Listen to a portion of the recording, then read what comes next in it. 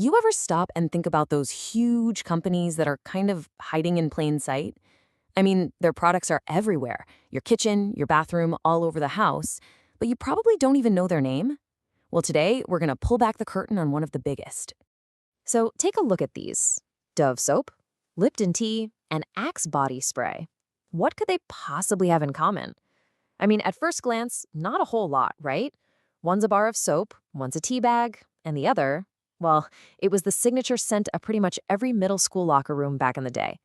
But here's the thing: they are all connected by one single invisible giant, a company that has absolutely mastered the art of being everywhere while staying almost completely anonymous. And this is the part that's just mind-blowing.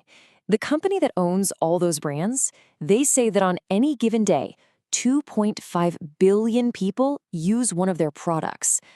Let that sink in. That's almost a third of the entire planet. So who is this corporate ghost? Okay, so the name of the company is Unilever, and the fact that you might be scratching your head right now thinking, Unilever who? Well, that's completely by design.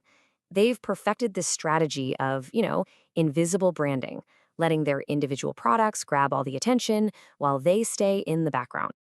So the big question is, how on earth did one company get so huge without anybody really noticing? To figure that out, we've got to rewind the clock, way back to the 1880s, where our story kicks off not with one company, but two. Yup, you heard that right. The two massive pillars of what would become the Unilever empire were built on two household staples that seem pretty different but are surprisingly similar: soap and margarine. Let's start with the soap side of things. It all starts back in 1884 with a guy named William Lever and his Sunlight soap. It was a huge hit. By 1910, his company, Lever Brothers, was supplying a quarter of all the soap in Britain. But then World War I hits, and suddenly there's this massive shortage of butter and margarine. Now, here's the crazy connection. Soap and margarine actually use a lot of the same raw materials, like oils and fats. So the British government asks Lever Brothers to step in and start producing margarine. And just like that, they're in the food business. Meanwhile, over in the Netherlands, a totally separate but parallel story is playing out.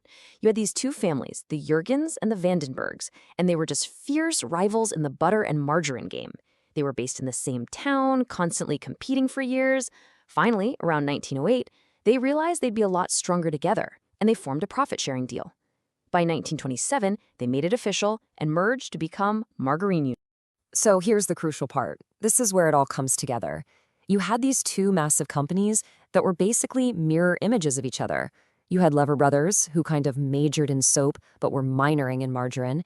And then you had Margarine Uni, who majored in margarine, but seeing the synergy had started minoring in soap. You can probably see where this is headed, right? And in 1929, they did it. They merged, forming the company we now call Unilever.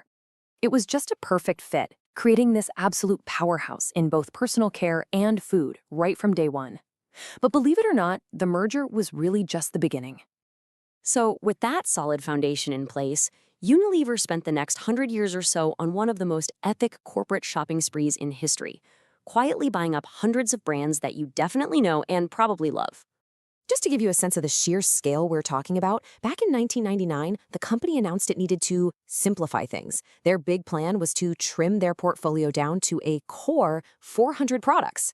Think about that for a second. Their streamlined version, the lean and mean version, was still 400 brands. That's insane. And yeah, this just shows you how massive they'd become. They were cutting their portfolio from an unbelievable 1,600 brands down to 400. So let's take a look at how they basically took over some of the most familiar aisles in your local supermarket. First up, they pretty much dominated the bathroom cabinet. They bought Pepsodent toothpaste way back in the 40s. They launched Dove soap themselves in 55. They gave the world Axe body spray in 83. Then they scooped up Vaseline and Q-tips in 86, grabbed Tresemme in 2010, and they even bought the disruptive internet startup Dollar Shave Club in 2016. Wow. But their shopping cart didn't stop in the bathroom. Oh no. Next up, the freezer aisle. Unilever quietly became one of the biggest players in the entire global ice cream market, just scooping up brand after brand after brand. I mean, just look at this lineup of classics. Good Humor, the OG ice cream truck brand. Popsicle, which, fun fact, is actually a brand name, not just the word for a frozen treat. Breyers and Klondike, both picked up in 1993, and then in 2000, the big one. They bought the iconic Vermont brand Ben& Jerry's. All right, now for one of my absolute favorite stories from their long history of acquisitions.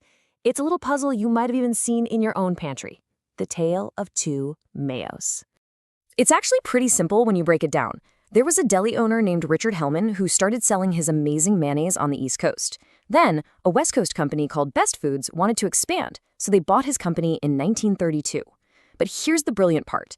They knew the Hellman's name was gold on the East Coast, and their Best Foods name was a staple out West. So, they just kept both names. Today, Unilever owns the whole shebang, and while the jars and the recipes are practically identical, those two separate names live on. So from a perfect merger to a century-long shopping spree, that's how this massive empire was built. But what does all of this actually mean for you? Let's bring this whole story home, right into your kitchen and bathroom, and see exactly how this invisible giant shows up in your day-to-day life. Today, that huge portfolio of 400-plus brands is basically organized into 3 key areas of your life. First, you've got beauty and personal care. That's your soap, your shampoo, your deodorant. Then there's foods and refreshment, which covers everything from tea and ice cream to mayonnaise. And finally, home care, things like your laundry detergent. The point is, they're not just in one corner of the supermarket, they are in every corner. And it's really this incredible journey that defines their story. I mean, this is a company that started with a simple bar of Sunlight soap more than 100 years ago and has evolved all the way to buying a modern direct-to-consumer internet brand like Dollar Shave Club. That's quite a leap. So really, the next time you go shopping, take a second and just look a little closer at what's in your cart. That Lipton tea, the Knorr soup packets, the Dove soap, your Ben& Jerry's, the Hellman's mayo. Yep, they're all part of this same massive, invisible empire. Which, brings us right back to the beginning. Now that you know the name behind all those brand names, take a minute. Go have a look in your fridge, your pantry, your shower. The answer to this question, well, it might just surprise you.